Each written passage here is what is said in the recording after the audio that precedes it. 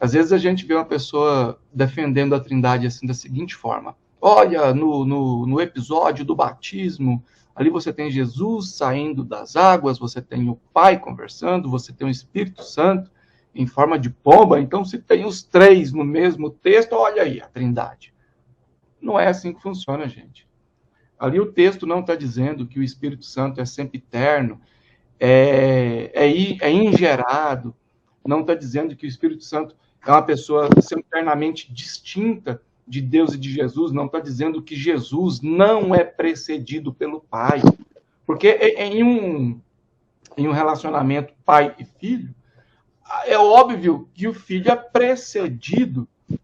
E Deus não pode ser precedido. Então, não é porque apareceram os três no mesmo texto que dar-se-á uma trindade atanasiana, gente, pelo amor de Deus. Mas, enfim, eu respeito as pessoas que acreditam na trindade, respeito as pessoas que acreditam no unicismo, no unitarismo, enfim. Inclusive, falei da dupla predestinação, a qual eu acreditava e defendia quando preciso, com unhas e dentes, inclusive de forma bastante até fanática, né? E então eu respeito também quem acredita na dupla predestinação, na eleição incondicional. Aqui a gente fica dentro do campo das ideias, dentro do campo da argumentação, sem ataques pessoais, sem ad hominems, né? Aqui são pessoas adultas e eu quero aproveitar aí a oportunidade, perguntar para o pastor Marcos, aliás, fazer para o pastor Marcos a pergunta feita por um inscrito aqui do canal, que é o Paulo Ricardo.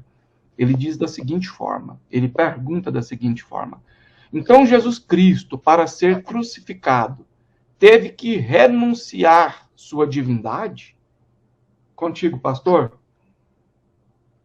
Sim, Jesus Cristo, a Bíblia diz, né, que ele sendo em forma de Deus, assim, Filipenses capítulo 2, a partir do verso 6, de sorte que haja em vós o mesmo sentimento que houve em Cristo Jesus, que sendo em forma de Deus, não teve usurpação de ser igual a Deus, não é isso? E assume a forma de servo, esvazia a si mesmo, aqui nós, esse termo grego, né? Que é o esvaziamento. Esvaziou de quê? De que ele se esvaziou? A única coisa que ele tinha era a divindade, né? E agora ele assume a humanidade. Portanto, não é 100% Deus, 100% homem. Nesse livro, inclusive, eu trato muito sobre isso. Ambos os livros, os dois. Então, você que fez a pergunta, vai receber o livro e vai ver. É trabalhado, para você ter uma ideia, são mais de 20 páginas trabalhando acerca desse tema, dessa questão. Mas, sendo objetivo, ele vem, e quando ele vem, agora era necessário que ele cumprisse Isaías 61. Agora, imagine, o Espírito de Deus me ungiu. Peraí, ungiu um ungido? Como alguém que já está ungido pode ser ungido? Então ele teria que se esvaziar, teria que vir como um homem para ser ungido. E quando ele foi ungido no ato batismal de Cristo. Então ele é ungido cumprindo Isaías 61, que é uma profecia, certo? Há um outro problema em que as pessoas veem trindade no batismo. Mas olhe para João e pergunte o que João viu.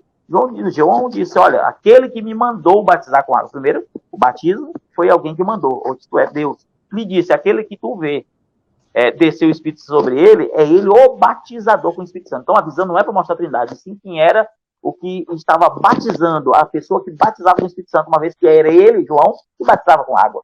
E aí ele vai dizer, eis aí o Cordeiro de Deus que tira o pecado do mundo. Isso tudo na carta de João. Aí você analisa, por que o Cordeiro? Porque o Cordeiro era animal de sacrifício. Agora, o que diz Números 23, se não me falha a memória, entre outras escrituras, que havia aqueles que tinham condição, era um cordeiro, e quem não tinha, estava uma pomba. Então o cordeiro e a pomba, os animais, o símbolo de animais de sacrifício, ou aquele que estava com um símbolo do sacrifício, porque Jesus morreu ungido. Ele era ungido de Deus. Cristo significa ungido, certo? O Messias. Então, a ideia não passa por uma visão trinitariana, né? Então, respondendo a sua pergunta, e aí ele diz que o dia e a hora, ninguém sabe unicamente o meu Pai. Ele toca, que me tocou. Como assim? Ele estava na condição humana. Ele estava em uma condição humana e não tendo agora acesso àquilo que era divino. E ele diz, o filho do homem de si mesmo não faz coisa alguma, se não vê o pai fazendo, ele faz de igual forma. Então, as coisas que ele fazia, ele disse, ele não faz de si mesmo, certo? Então, a ideia seria essa. Agora, claro, é muito mais abrangente, Mas como todos vão ter acesso ao livro, vocês vão ver toda a explicação, e é bem profunda acerca disso.